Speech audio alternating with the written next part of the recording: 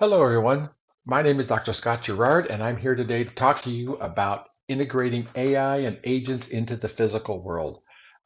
There's three main topics that I want to cover here today, and they are um, I want to talk about AI and the various traditions in AI and how we can use them effectively. I also want to talk about what agents are and what agents are not. And then finally, I want to try to wrap this all up by putting it together by connecting some artificial intelligence into the physical world, which of course is going to imply that we're using IoT to do that. So let's get started. First, I want to talk a little bit about the history of AI and how some things have come together here. There's a couple of main traditions in artificial intelligence. The first one is symbolic AI, and that's the one that started back in 1956. McCarthy and a bunch of his friends were going to get together at Dartmouth for the summer, and they were going to bang out a lot of things that we would today call, human intelligence. They thought it would be pretty simple to do. Well, we're still going, and we haven't solved all of them yet. But the whole premise of that was to look at doing symbolic computations. The next one is the neural networks tradition, and this actually started in 1943. The first paper about an artificial neuron was done in 1943. This is the middle of World War II for a little bit of context. Made a little bit of progress, but kind of went dormant a little bit. It kind of had a rebirth for a while and then kind of got killed again. But in the 2000s, 2010s, for sure, neural networks and all their variations have really taken off and done some amazing things together. So there's these kind of two traditions that are part of artificial intelligence. The interesting thing is the symbolic tradition was really focused on reasoning. We want to be able to figure out what's going on and be logical, use logical calculus. To do that, we were focused on reasoning and getting the right answers, getting optimal answers or near optimal answers. That's what the real focus of in that symbolic tradition was all about. In the neural networks tradition, they were focused on learning. That's what they were trying to get done. And you can see that reasoning and learning, if you think about it, are kind of different goals. And so they've led to different systems with different strengths and different weaknesses. What I think is going to happen and what I'm going to propose here is that we need to begin to combine both of them together. Too many people are focused just on neural networks and specifically just large language models, and they think that that's all that they really need. And I disagree with that. I think we need to combine both symbolic reasoning and various forms of learning together. And I think that's where the future is going to be going. So there's a research agenda, so to speak, called neural symbolic AI, and it's really composed of trying to merge these two ideas together. So the neuro part is all about how can we use the strengths of neural networks, deep learning networks, CNNs, LLMs, diffusion networks. All of those are based on neural networks. They're all focused on learning, and that's all very nice and good.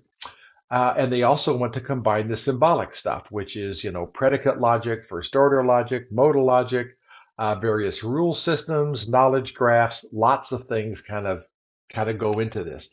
And what they're trying to do in this neurosymbolic AI is to combine these two things. And that's great and that's good, but I think there are additional things that we should be including as well. Decision trees are learning algorithms. They have nothing to do with neural networks, but they're learning algorithms. And the variations of that, random forest and XGBoost. XGBoost has won all kinds of Kaggle competitions, so it's a very effective learning algorithm. SVMs, and there's a bunch more. And so while I want to include neuro, I want to include things that are more than just neuro. And on the symbolic side, all of the things that the neurosymbolic people are trying to use, I think is great. But what about equations? We've been using equations for centuries to do things. That's not really part of a symbolic tradition. Code is very important as well. That's not exactly symbolic either. So I'm trying to include more things than just neuro and more things than just symbolic. And so what I'm trying to promote is that we move to kind of a learno-resonic AI. And it's learn O for the learning and reason ick for the reasoning. But to kind of pronounce it so it makes sense, um, I'm recommending that we call it learno-resonic AI. Now, this is a very pretentious term, and I know that, and you're probably rolling your eyes, and you probably should be. But I just want to be more inclusive to allow more kinds of things to happen than just what the traditional neurosymbolic people are thinking about. So, how does this have any relevance to the IoT physical world that I'm trying to get to in this third part? The reason is that reasoning helps people or helps systems maintain order. The learning stuff, as we all know, particularly for large language models, they can hallucinate. And we want to not turn over our autonomy, our authority to systems that are going to hallucinate and then act in the real world where that could be both dangerous and expensive. So I'm going to try to use the resonic parts to wrap around the learning parts to make sure that our systems don't get out of control. I want to use reasoning components for guardrails. So that's the first main point I'm trying to make in this presentation. So how would you go about doing that? How would you incorporate both of these things together? Well, a very simple pipeline goes as follows. Let's use a learning component to take care of the noisy input. So text is noisy and messy, and images and video, they're all very messy kinds of things. Reasoning components don't do well with this, but the learning components really excel at that. So let's use the learning components to process the noisy data and reduce it down to a series of symbols or to various floating point numbers, that sort of thing. That's kind of a reasoning element right there itself. It's symbolic. And then once we have these symbols, then let's go into like a tabular ML. So this is one of those elements that is beyond just the neural part. It is a learning algorithm, but it's based on these symbols. And that's a classic way to do things. An addition to that is maybe you have some rules in here. Maybe you know if you have symbol A, then you have to have symbol B. You didn't pick it up from the noisy input, but various rules from the domain tell us if you have an A, then you also have a B. So I can put some various rules in place to work on those symbols to enrich what's going on in the symbols that are actually fed into the tabular ML. You probably don't want to do and can't do rules for everything. That's why you have the tabular ML learning some of the patterns. But the rules in the middle can help you with some things that you know need to be true and let the tabular ML figure out the remaining patterns. So this is merging some things together. What you might also do is then use some learning components to generate text, image, video, some kind of generative AI. This is a kind of a pipeline that you might think about that would begin to enrich these various elements together. Another way to combine learning and reasoning is the MCP protocol, the Model Context Protocol.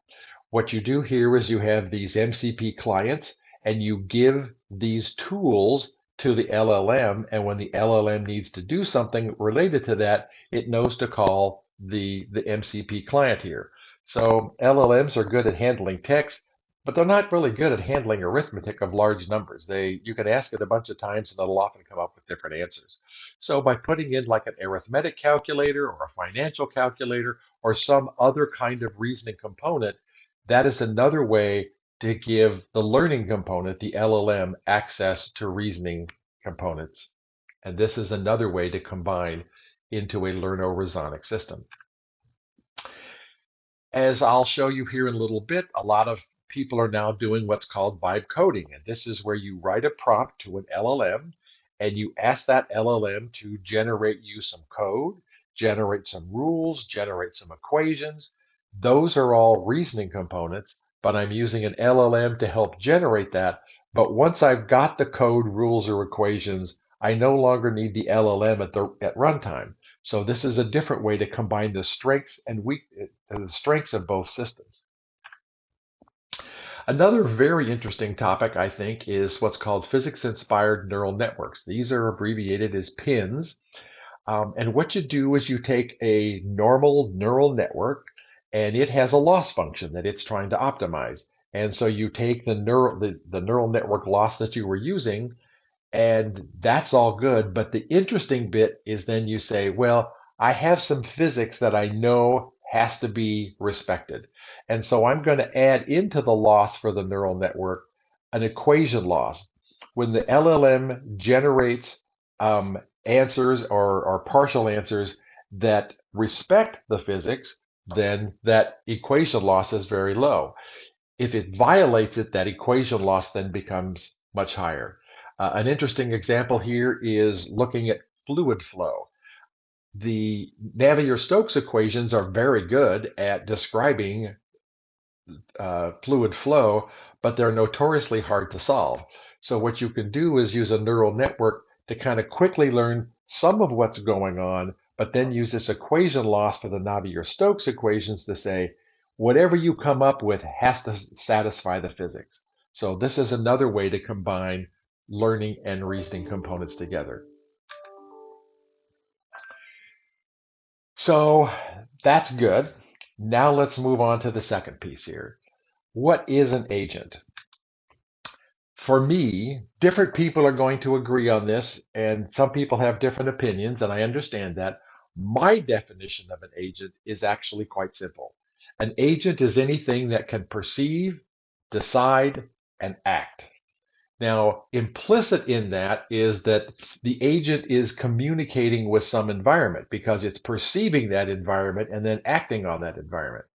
That environment could be virtual, many of them are today, but we also want to move to physical environments. We want these agents to be able to operate intelligently in the real world.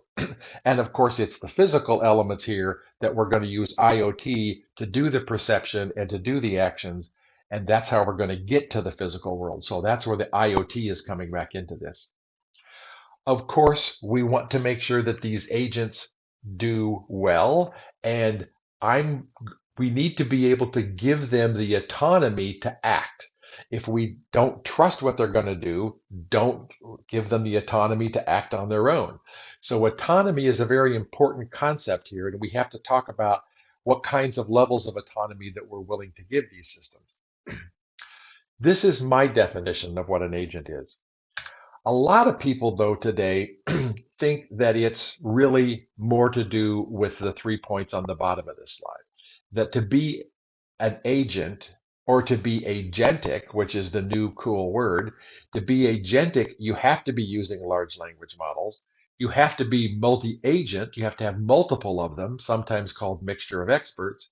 And you also have to be doing learning from your historical stuff. I think those things are agents. I agree with that. But I think there are other things that are agents as well. In fact, a thermostat perceives its environment, it decides whether to turn the heating and the cooling on or off, and then it acts to do that. So a thermostat in the physical world with IoT is an agent. You have to be able to perceive, decide, and act, and that's the only requirements that I place on this term. Other people do different things. We're just going to have to agree to disagree with that, but that's my definition. And for the relevance, obviously, I want to be able to use actions in the physical world, and that's through IoT. So there's also this idea that, at AI4 2025, in August of 2025, the single word I felt that described the entire conference was everybody was using the term agentic. So what does agentic mean? A lot of people think it means the last three elements on that previous slide, baby on steroids. But for me, an agent is a noun, and agentic is just an adjective that refers to basic agents. I don't think agentic refers to anything more than that. I know that a lot of people are using it as a marketing term. They're using it to impress their clients, to impress their CEOs, their boards, that kind of thing. But I believe agentic is just an adjective describing agent system. Now, we've talked a lot about agents here. If you want to understand more about this, this book, Artificial Intelligence, A Modern Approach by Russell and Norvig, it's a great book. It's about 1,000 pages, so it's not a quick read, but there are immense amounts of information in this, but it's really at kind of a tutorial level, an introductory level for AI. It's not going to teach you everything you're ever going to want to know about AI, but it is a great book and I heartily recommend it. It is the most popular um, AI book, AI textbook in the world. It's very, very good. If you're interested, here's a QR code that will take you to Amazon so that you can order it. I recommend, you just read a chapter, once a week, once every couple of weeks. It will take you months to get through it, but when you're done, you'll have a much better grounding to move forward. So that's the work for agents. So let's move on to the third part of this talk, which is now that we have some of these ideas, let's see if we can build an irrigation system of a farm using an AI to understand how to water the plants. The thing that I really wanted to do with this system was to really build an AI over a complex system. And I'll show you what that system is, but it needs to perceive that system. And so there are IoT sensors involved. The decision part, I'm going to use two ways to do that. One is reinforcement learning. It is a learning component, but it's not an LLM, and the LLM is the other approach. And I'm going to compare and contrast them a little bit. And then once the agent has decided what it wants to do, which irrigation heads it wants to turn on, then it will use IoT actuators to actually run that to perform those actions. Now, all I'm going to do here is do a simulation of this, and I think that's a good thing to do in general, and we'll come back to that.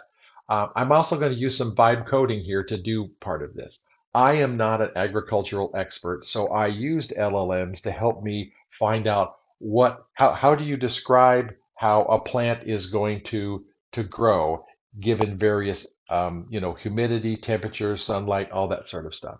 So I'm going to use some vibe coding, which is another way to be learn-over-sonic. So here is my farm. First thing we do is we have soil, and I'm going to put the soil on a slightly sloping hill because I'm trying to get water to run off between the various fields, the various rows of plants here. So there is water flowing down here a little bit, just kind of flowing through the soil. I also have plants, a row of plants for each plot of soil. So I've got that going on. There is sunshine. There is weather. So the weather involves, is it cloudy? Is it raining? What's the humidity, the temperature, and the pressure? And then, of course, I need to have some sensors in here. So these are going to be simulated sensors, of course, but I'm going to have sensors for the soil, and I'm going to have sensors for the weather itself. And then finally, I have my actuators. These are irrigation heads, and the irrigation heads are going to pour water onto the field. The runoff is kind of important here because the only way some of these blocks or rows of soil are going to get any water is from the runoff from above. You'll also notice that there's an IoT element in this because IoT is hardware. Hardware is expensive, both to buy and also to deploy. So I only have irrigation heads and sensors for 1 out of every 4 of these fields and rows of plants. Now, the model that I'm actually going to show you here, this shows you 8 rows of plants.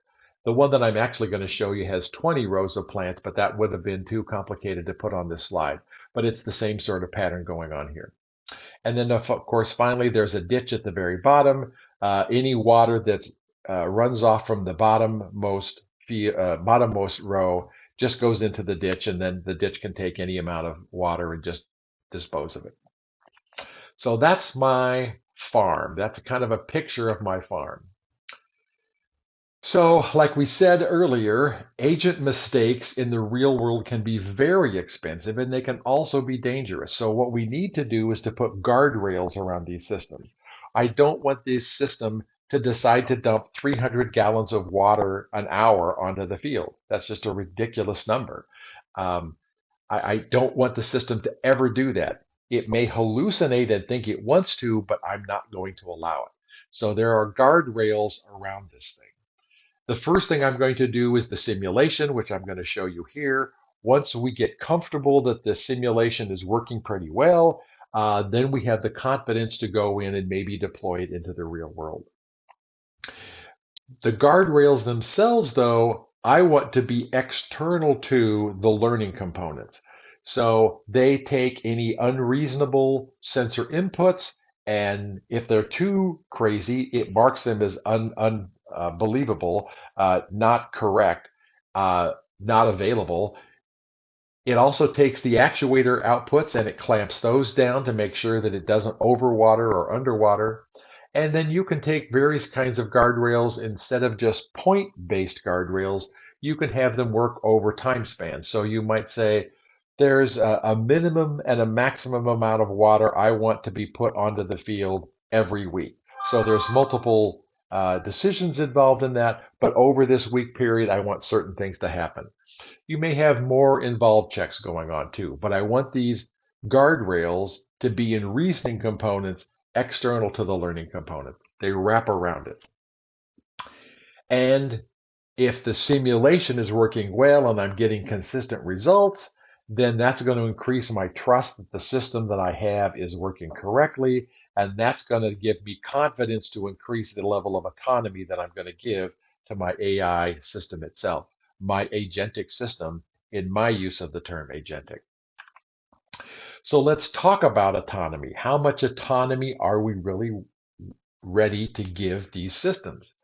In general, autonomy is not binary at all. And in general, we can say, well, I'm not going to give this system any autonomy whatsoever.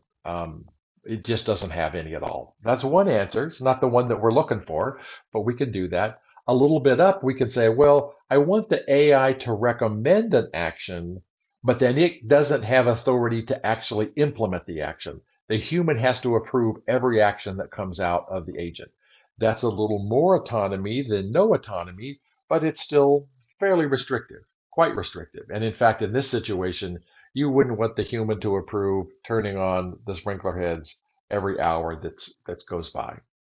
The next step up is, well, I want the AI to recommend an action, and then it will wait some period of time and give the human the chance to reject it if it wants to. If the human doesn't act, then the AI agent goes ahead and does the action it recommended, but the human can always override that. And then, of course, the final one is full AI autonomy, where the agent can do, it just runs by itself. Now, this is not a crazy idea.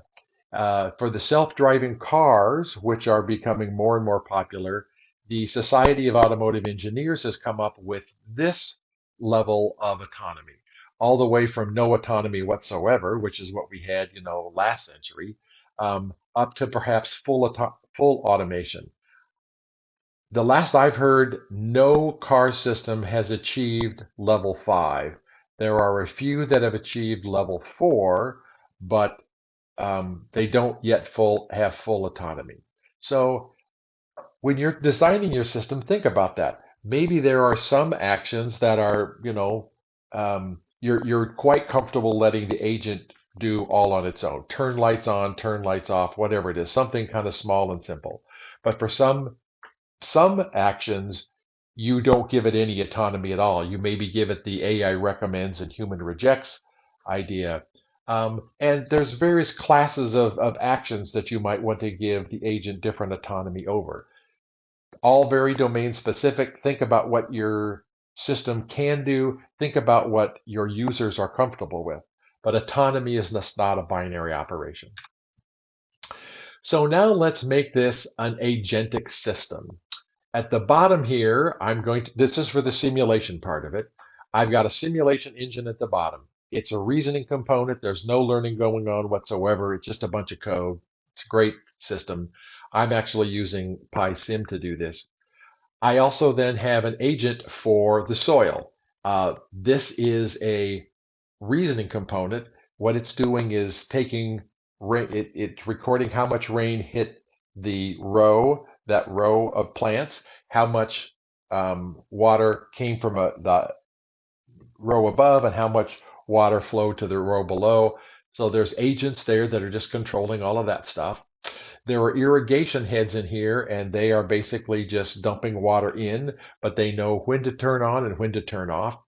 The plants themselves, like I said, I'm not a horticultural specialist. I'm not a plant physiologist. So I use some vibe coding, a learning component, to help and ask it to generate me some equations and some rules to decide how to model the plant's growth over time, given various inputs. I also used vibe coding to say, and this sun part is above the atmosphere. So this is really astronomy. Given, given the time of the year, given the time of the day, given the longitude and latitude of Raleigh, North Carolina, which is what I put in, what kind of sun intensity am I going to see on the ground um, over a year period? So I used vibe coding to do that, and it generated code, and then the code went into the simulation engine. The vibe coding was not part of the simulation engine after it generated its code. And then I also use vibe coding to generate weather. Look up Raleigh, North Carolina. What are the average rainfall amounts by month? How many times does it appear? And it generated some statistical information about various weather patterns that could occur at Raleigh, North Carolina. And I had it generate 120 of them then from the code. So that's kind of the easy part there. The interesting part over here then is the controller. Now the controller is a learning component, and I've used two different kinds of controllers here. One of them is reinforcement learning, so it's going to simulate this system and learn from that. And then I also used a large language model and asked it through prompts to try to figure out how to control the system as well. So that is my agentic system. All of these blocks here are agents, and that's what's going on. So for the controller itself, for the reinforcement learning, I use the interesting thing for reinforcement learning is you take the rewards you get and then you compute back which actions that you take that were very helpful to it. The really interesting problem here is the value that I'm trying to optimize is the biomass of the plants at the end of the season. I only measure that once per season, once per year. So I have very, very sparse rewards. I get one reward per season. So I introduced some reward shaping to try to give the reinforcement learning a little bit of extra information that it can figure out what's going on. And one of them was how much moisture is in each of the fields. I want that to be, in a certain range. And so if the reinforcement learning can do that, that's beginning to shape the rewards that it is going to learn from. The other thing is the decisions themselves. The sensor space is continuous, exactly how much water is in each of these rows of plants, but the action is discrete. And just from a technical point of view, that posed some problems. So I had to redo this reinforcement learning 2 or 3 times before I got one that actually worked the way I wanted it to. So that's how the reinforcement learning controller worked. The large language model, I wrote one big prompt, and I'm basically using only the reasoning that the LLM itself has built into it. So that's the two models that I'm going to be comparing here. In both cases, I wanted to limit the autonomy for both of them with guardrails that were external to the learners. And in this simulation, there is no human able to override anything. You could add that into the simulation model to try to see what happens like when the human makes bad decisions. Can the reinforcement learning account for that, overcome it, whatever? But it's not in this simulation, and I would only at this point recommend putting it in for production. So this is a graph of the reinforcement learning, and this is 120 different years. You can see that the biomass from my field is just about 3 kilograms after 25 weeks. Some of the years did much better. One of them is well over 5 kilograms. The interesting piece here is how long did it take to plan each and every decision that it made? So once a day, it plans whether it's going to turn the irrigation heads on or off. How long did it take to do that? For the reinforcement learning, it took 2 milliseconds, which is just blazing fast. So there is no problem running this and consuming significant computer resources. This is the same picture for the large language model. Again, it's coming up with about 3 kilograms for biomass over the 25 weeks. One of the years did pretty well, but it only got to 4 kilograms. But I think the interesting piece here, the most interesting piece, is that it took nearly a second to run this, to run its decision. So, running 1 second, taking 1 second every day isn't really a big deal. I agree. But it's not just the time it takes to make the decision. We also have to run this prompt through. So we're going to be consuming tokens, LLM tokens, which is consuming LLM resources. And even if you do it locally, you've got to have then you have to have a fairly significant computational investment to run that. So my conclusion from this is the reinforcement learning did a better job. And if I were going to actually deploy this, I would not be using the LLM itself to do the actual decision making.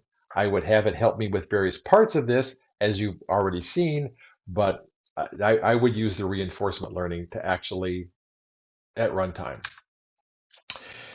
Another part of this is I had 20 rows. Therefore, I only had 5 heads to control. But in reality, a farm is going to be much bigger than that, and I need to have much more than just 5 irrigation heads. So the scale of the system is going to go up quite a bit, and I don't have high confidence that the large language model is going to be able to figure out how to do this, given all the topographical information and the weather information and everything else. So when we go to deploy this system, which I have not done, but when you deploy this system, how does the picture change? Well, the first thing we're going to do is get rid of the simulation engine on the bottom. There's no simulation anymore. We're in the real world. The soil agent is going to just be converted to an IoT sensor. It's still a reasoning component in a sense because it's just code. The irrigation heads now just become switches, IoT switches. They're still reasoning components. The plant itself it's not reasoning or learning. It is just the plant. It's the physical plant itself. The sun is, we're still going to use the reasoning component that we had before. We could maybe measure that, but we also probably want to know what it is supposed to be above the atmosphere. We definitely are going to want to use some sensors for the weather, but I also really want to use some APIs to call out to some sort of a weather service. So I would again probably use vibe coding to have it generate an initial pass at the APIs to call, and then at runtime we would use the code that it generated to do the work. And again, for the controller, I'm going to continue to use the reinforcement learning component controller, not the LLM controller for the reasons that I mentioned above. But if we're really deployed into the physical world, we definitely want to now include the farmer into this picture because we want the farmer to be able to see what's going on. We want him to be able to override decisions if he feels that's appropriate, either adding more water or less water. But we have to build up what the farmer feels comfortable with doing here. if he's the person that has to pay for it, he's the person that has to be comfortable turning some of his autonomy over to this system. So we want to make sure that he's well aware of what's going on to whatever depth that he feels is appropriate to give him the confidence that we're not going to flood his field and rot all of his crops. So those are my three basic concepts that I wanted to get across today. I think we need to move into the future with learno-resonic AI, not just neurosymbolic, but learno-resonic.